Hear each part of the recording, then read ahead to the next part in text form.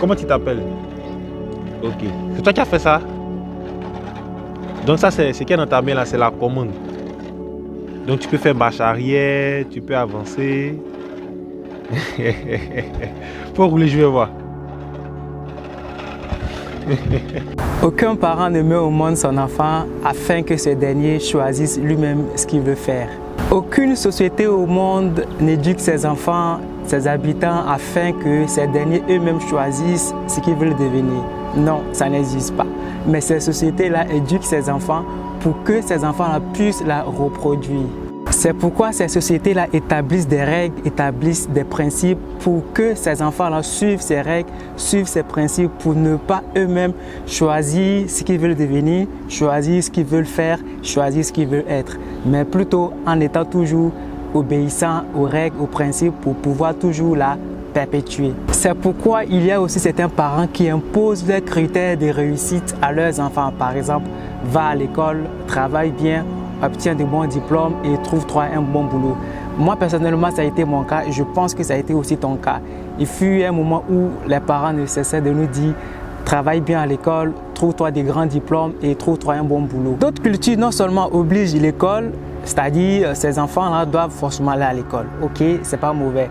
Mais en plus de l'école qui est devenue obligatoire ou qui font de l'école une obligation, ils ajoutent à côté l'apprentissage des métiers. C'est-à-dire le matin, soit vous allez à l'école et vous passez votre après-midi dans une société, dans une entreprise ou même auprès de vos parents. Et c'est le cas notamment en Chine, c'est le cas au Ghana, c'est le cas je crois aussi au Togo. C'est-à-dire le matin, les enfants vont à l'école. Le soir ou l'après-midi, ils passent le reste de leur temps à apprendre un métier. Ils devraient plutôt nous aider à trouver le chemin qui est en nous, la voie qui est en nous, c'est-à-dire de nous aider à regarder autour de nous. Quel est le service qui n'est pas encore rendu à l'humanité? Et plutôt nous aider à rendre ce service-là. Généralement, ils nous demandent tous de faire la même chose.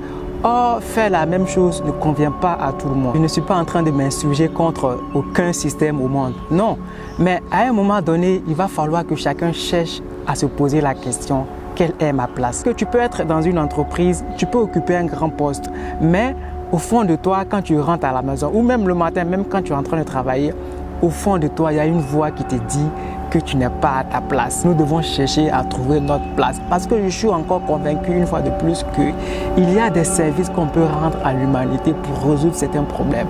Il y a des choses qui n'ont pas encore été faites. Il y a des inventions qui n'ont pas encore été découvertes. Mais ces inventions-là, qui doit les mettre au service de l'humanité? Ces inventions-là n'attendent que nous pour s'exprimer. Cherchons à trouver notre place, peu importe notre âge. Nous avons notre place sur cette terre et chacun doit la chercher. Nous devons chercher cette place-là parce que cette place, elle est très importante. Cette place répond à un besoin bien précis. Assumons-le parce que personne ne peut exprimer notre raison d'être que nous-mêmes. Personne sur cette planète ne peut choisir notre projet de vie que nous-mêmes. Personne ne peut choisir mieux que nous-mêmes ce que nous voulons devenir dans 3 ans, dans 5 ans, dans 7 ans. Alors il est très important de chercher à trouver notre place, à se trouver afin de pouvoir exprimer le potentiel qui est en nous. N'hésite pas à t'abonner si ce n'est pas encore fait et partage la vidéo autour de toi pour aider aussi les autres à se trouver, à trouver leur vraie place. PNFAV Institut vous servir notre devoir.